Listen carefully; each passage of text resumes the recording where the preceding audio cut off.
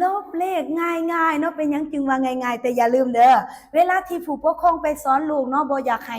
ลูกเขียนย่องขีดไล่ใส่เทิงนี้การที่เพิ่นย่องนั้นแม่นแสดงวิธีคิดในการลบให้นักเรียนแต่เวลาจะเขียนแม่นไปเขียนใส่เจียดเศษพูนส่วนสำหรับบางเลขที่เฮาแก้มาให้ในครูกวดต้องเขียนให้สะอาดและงามๆจึงจะได้คะแนน10ไปเบิ่งในครูได้เอาตัวนี้มาใส่เจียดเศษเบิ่งนี้ไว้แล้วไปลบกันเลยเนาะ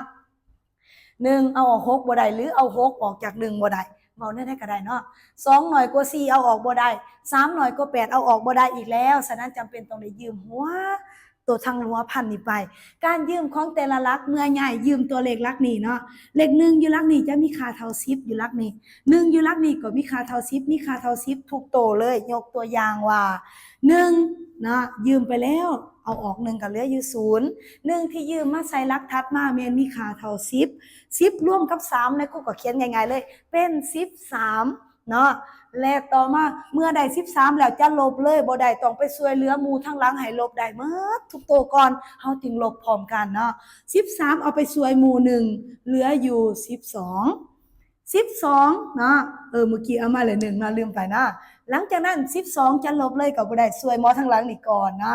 เอาออกนะเอาออก1ก็เหลืออยู่11เว้าแล้วว่าใหญ่มากก็มีค่าเท่า10ฉะนั้น10กับ1ก็เป็น11โอเคช่วยได้หมดทุกทานแล้วช่วยได้หมดทุกโตแล้วไปลบกันเลยเนาะแต่ละหลักลบได้หมดแล้ว11ลบ6เหลืออยู่5 11ลบ4เหลืออยู่7 12ลบ8เหลืออยู่4คำตอบมาเขียนใส่บอลนี่งามๆก็คือ4 7 5ให้ถูกตามตะกะโลงามๆแบบนี้โลดเนาะจักตัวเองเขียนงามหรือบ่มาเบิ่งข้อที่2บัดนี้นะเอาทั้งหลัง0น้อยกว่า4เอาออกบ่ได้0น้อยกว่า5เอาออกบ่ได้แล้วก็5น้อยกว่า9ก็บ่ได้คือกันฉะนั้นหมอที่เป็นเลข2ทั้งหน้าต้องได้ช่วยเหลือหมู่2เอาไปแล้วตัวหนึ่งขาแน่นี่อุ้ยสิผิดบ่วะขีดแน่นี่มึงดูขีดขาแน่นี่แล้วเนาะเหลืออยู่1กลายมาเป็น15เนาะเพราะในครูเว้าเมื่อกี้แล้วว่าเลขอยู่หลักนี้จะมีค่าเท่า10อยู่หลักนี้ฉะนั้น10ร่วมกับ5ก็ง่ายๆเลยเป็น15อยู่นี่เลยหมอ15นี่ต้องไปช่วยหมอทางหลังนี่ก่อน1อันเหลืออยู่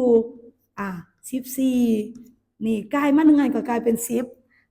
ต้องไปช่วยผู้ทางหลังนี่ก่อนฉะนั้นหมอเอาไปให้หมู่1หมอต้องเหลืออยู่9ช่วยหมู่แต่ผู้ที่ทางหลังสุดบ่ได้ไปช่วยผู้ใดอีกเลยฉะนั้นเหลืออยู่10แบบนี้